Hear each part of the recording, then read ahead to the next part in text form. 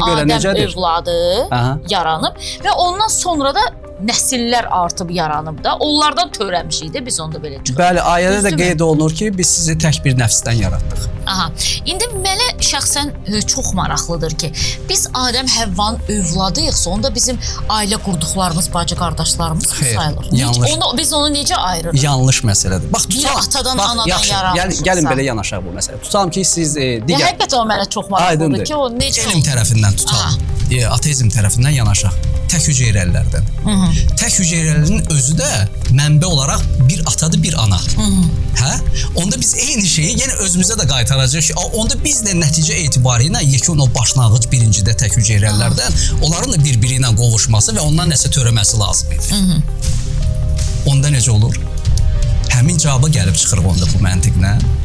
Ümumiyyətlə bu məsələ bilirsiniz manipulyasiv bir şeydir. Ne üçün? Çünki biz iman gətirdik ki, Adəm və Həvvadan yarandıqsa, Adəm və Həvvanın məsələn belə deyək, təfsir kitablarında bunun açıqlaması belə verilir ki, onların cüt evladları gəlirdi. Və çarpaz evlilik baş verirdi ilkin mərhələdə. Yəni başlanğıc Adəm, Həvva. Amma yenə də bacı qardaş evlilikdə düzdür. Ya çarpaz, ya paralel olsa oldu amma. Yox. Eyni doğuşdan yox, çarpazdan söhbət gedir. Çünki istər-istəməz onların qan qrupu dəyişir. Yox, bilirəm. Məsələn, ki, eyni yumurtadan mayalananlar çarpazdır və bu bir zərurətdir. Və bu bir zərurətdir. Yəni ki, bizim bugün ixtiyarımız yoxdur ki, Allaha deyək ki, ey Allah, sən nə üçün 3 Adəm, 3 Həvva göndərmədin ki, insanlar onlardan yaransın. Bunun hikməti bizə bağlıdır, biz bunu bilmirik. Yenə də deyirəm, əgər biz bunu qabardırıqsa, dönənə qədər bizdə dayıoğlu, xaloğlu, xalaqızı, bibiqızı evlilikləri də olub da. Niyə biz bu məsələnin üzərində deyil? Bir ildir də bu məsələ ləğv olunub. Yox, xaloğlu, xalaqızı yəni bir kölə aralıdır da. Yəni kök babaya eyni gedib çıxır da. Yox, yenə də ata ayrıdır, ana ayrıdır. Eyni anadan mayalanmaz. Burada da çarpaz gedir də, burada da ayrı gedir də. Eyni şey. Yəni bətində ayırır da.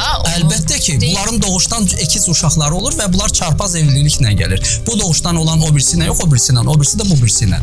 Yəni bu bir zərurət idi. İndi belə bir şey varmı dünyada?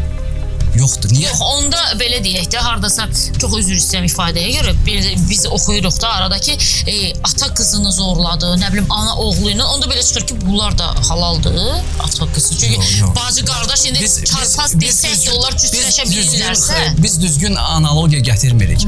Yaradılışın ilkin mərhələsində olan bir zərurət tamam başqa haldır. O bir dəfə olur da, ondan sonra artıq nəsillər ayrılır.